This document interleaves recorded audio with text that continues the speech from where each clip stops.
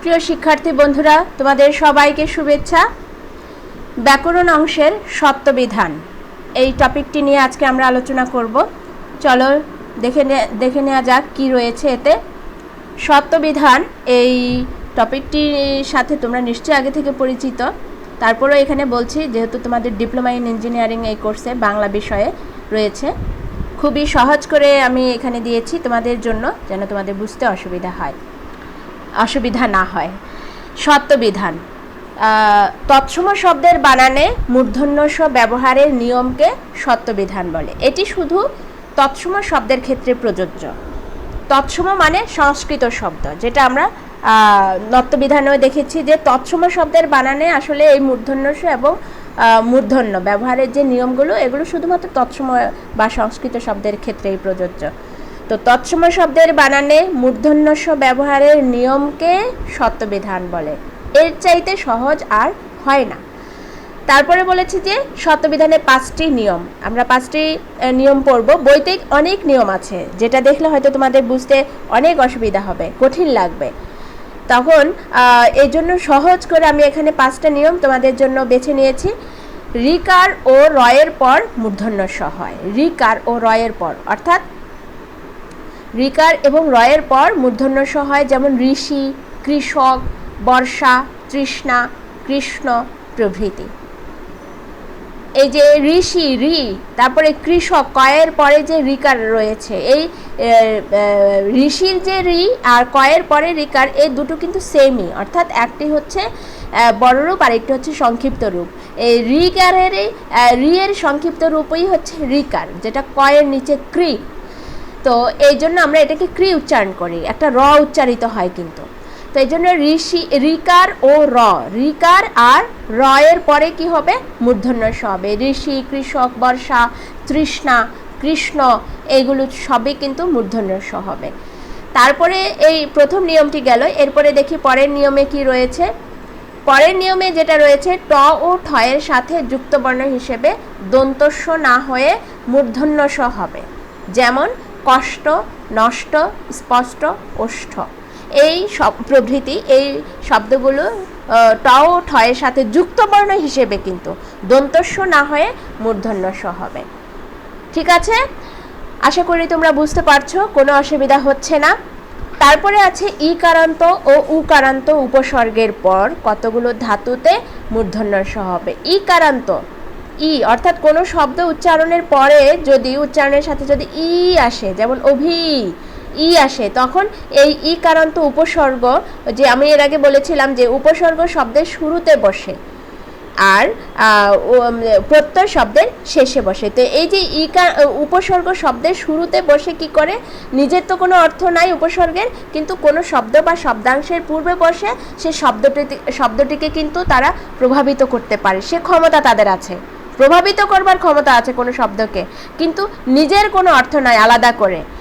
তো এই জন্য এখানে এই যে ইকারান্ত এবং উকারান্ত উপসর্গের পর কতগুলো ধাতুতে মূর্ধন্য ষ হবে। যেমন অভিষেক, অভি, এই যে ই আসে, এই জন্য মূর্ধন্য ষ বসছে কিন্তু এখানে। তারপরে প্রতিষেধক, প্রতি ই উপসর্গ আসছে, প্রতি, অভি, প্রতি, তারপরে সু, বি, এগুলো কিন্তু উপসর্গ।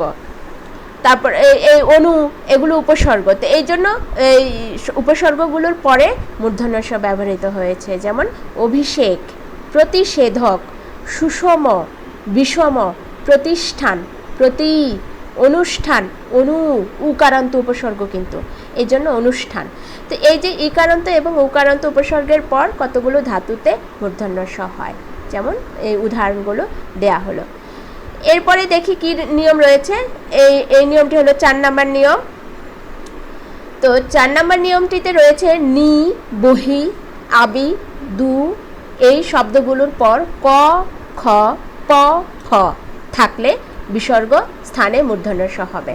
অর্থাৎ এই যে নি, বহি, আবি, চতু, এই আবি, দু, এই শব্দগুলোর পরে যদি ক, খ, প, ফ থাকে, ক, খ আর প, ফ থাকে, তাহলে বিসর্গ স্থানে কি হবে, বিসর্গটা উঠে যেয়ে সেখানে মূর্ধন্য ষ ব্যবহৃত হবে। যেমন দেখো নিষ্পাপ, নি যেটা রয়েছে, বিসর্গ রয়েছে, তো এই বিসর্গটা উঠে যে সেখানে কি বসছে, মূর্ধন্য ষ বসছে, এর জন্য নিষ্পাপ।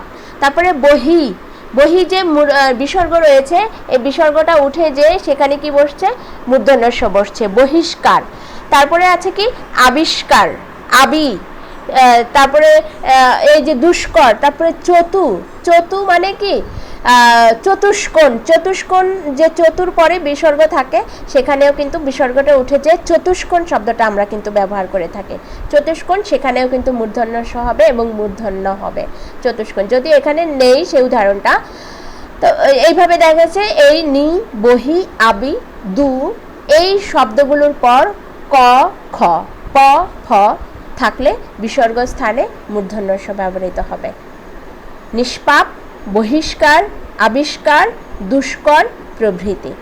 ঠিক আছে, এরপরে আছে কতগুলো শব্দে স্বভাবতই মূর্ধন্য ষ হয়। কতগুলো শব্দ, আমরা যে শব্দগুলো ব্যবহার করি বাংলায়, এগুলো কিছু কিছু শব্দ থাকে স্বাভাবিকভাবে মূর্ধন্য ষ ব্যবহৃত হয়। এগুলো কোনো নিয়মের মধ্যে পড়ে না, কোনো নিয়মের মধ্যে কখনোই আনা যাবে না, স্বাভাবিকভাবে এগুলোতে মূর্ধন্য ষ ব্যবহৃত হচ্ছে। তো যেমন ভাষা, মানুষ, আষাঢ়, শেষ, ভাষণ প্রভৃতি এই শব্দগুলোতে স্বাভাবিকভাবে মূর্ধন্য ষ ব্যবহৃত হয়। ঠিক আছে, তো এই 5টি নিয়ম যে আমরা এখানে শিখলাম, আশা করি তোমরা খুব সহজেই বুঝতে পেরেছো, কারো কোনো অসুবিধা হওয়ার কথা না। তারপরেও যদি কারো কোনো প্রশ্ন থাকে অবশ্যই আমাকে জিজ্ঞেস করবে লাইভ ক্লাসে। আশা করি তোমাদের ভালো লেগেছে। সত্যবিধান খুবই সহজ লেগেছে। ব্যাকরণকে যেহেতু তোমরা অনেক ভয় পাও, তোমাদের কঠিন লাগে ব্যাকরণ, আশা করি তোমরা খুব সহজেই বুঝতে পেরেছো। তো ধন্যবাদ সবাইকে, ভালো থাকবে, আল্লাহ হাফেজ।